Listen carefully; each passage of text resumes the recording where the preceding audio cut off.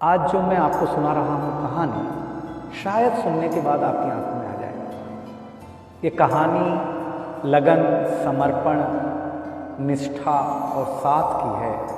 ये कहानी जितनी मेरी है उतनी ही आपकी है। इस कहानी का जो मुख्य किरदार है वो हमारे आपके जीवन का आधार है। वो आपके लिए ज़्यादा, अपने लिए कम बनी है। हाँ जी, बिल्कुल सही समझ रहे हैं आप।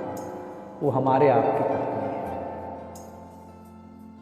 वो हमारी आपकी पत्नी है। कभी आपने सोचा कि वो आप एक के साथ रिश्ता जोड़ा था, लेकिन एक के साथ रिश्ता जोड़ने के लिए उसने घर, गली, आंगन, मोहल्ला, सखी, सहेली, माँ बाप, न जाने कितनों रिश्तों से अपना मुंह मोड़ा।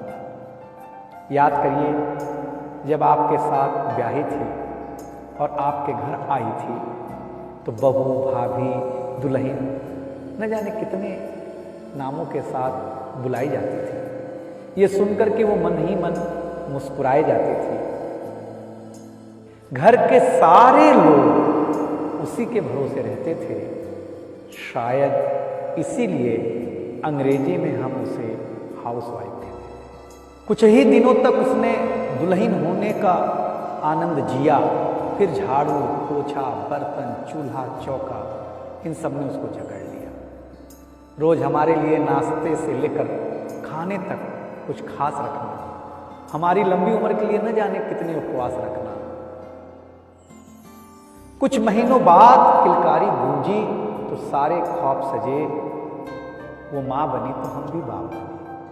जैसे जैसे वो उम्र की सीढ़ियाँ चढ़ती गई, जैसे जैसे वो उम्र की सीढ़ियाँ चढ़ती गई, जवाबदारियाँ कुछ न कुछ रोज बढ़ती गई। एक तरफ बच्चे पे नज़र, दूसरी ओर मैं ऑफिस के लिए लेट न हो जाऊं इस बात का डर। सब कुछ बराबर हो, कुछ रह न जाए, और इस बात पर भी ध्यान कि गैस पर रखा हुआ दूध कहीं बह न जाए। घर वालों की फरमाइशों का चूल्हा जो एक बार जलता, घर वालों की फरमाइशों का चूल्हा जो एक बार जलता तो कब सुबह, कब शाम, कब रात हो गई उसे पता ही नहीं चलता। इन व्यस्तताओं के बीच समय का चक्र कुछ इतना तेजी से चला।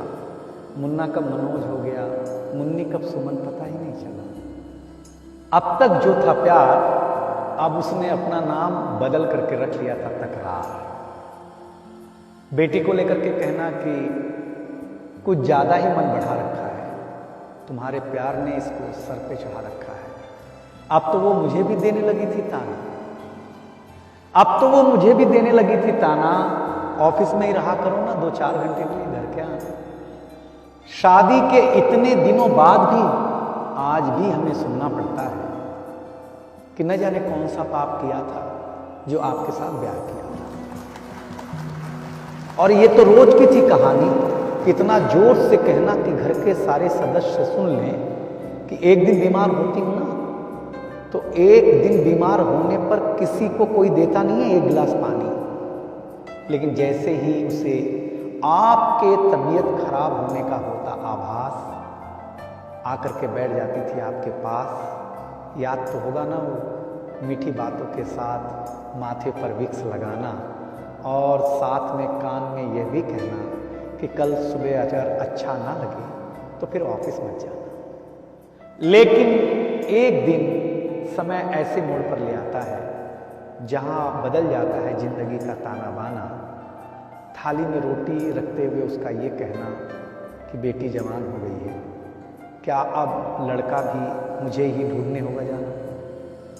शादी तय हो जाने के बाद 1-1 रुपया जोड़ना, पैसे कम पड़ने पर खुद का कंधन तोड़ना। सब कुछ हो जाएगा, मुझे ढाढ़स बढ़ाना, सब कुछ हो जाएगा, मुझे ढाढ़स बढ़ाना। विवाह का गीत खुद रोते हुए गाना। याद तो होगा ना आप लोगों को ये गुजरा हुआ जमाना। कुछ समय बाद जब हम जवाबदारियों से मुक्त हो जाते हैं तो कुछ ज़्यादा ही धर्मयुक्त हो जाते हैं। उम्र के अंतिम पड़ाव पर हम बीमारियों के बीच जीने लगे हैं। बिना शक्कर की चाय पीने लगे हैं। लेकिन सच ये है कि जब तक हमारी आपकी पत्नी साथ है, चाय मीठी हो न हो, लेकिन जिंदगी में पूरी मिठास है। जबकि पत्नी के बारे में बहुत कम लिखा गया है, हर जगह माँ का ही गुणगान है। मैं मानता हूँ कि माँ महान है, लेकिन आपके जीवन में आपकी पत्नी का भी महत्वपूर्ण योगदान है। तो आपसे निवेदन इतना सा है कि आप अगर घर पर हों या घर पर जाएं, तो अपनी पत्नी का हाथ हाथ में रख करके संतोषानंद जी का लिखा हुआ एक गीत गाएं कि तू धार है नदिया की, मैं तेरा किनारा हूँ, तू मेरा सहारा है, मैं तेरा सहारा हूँ।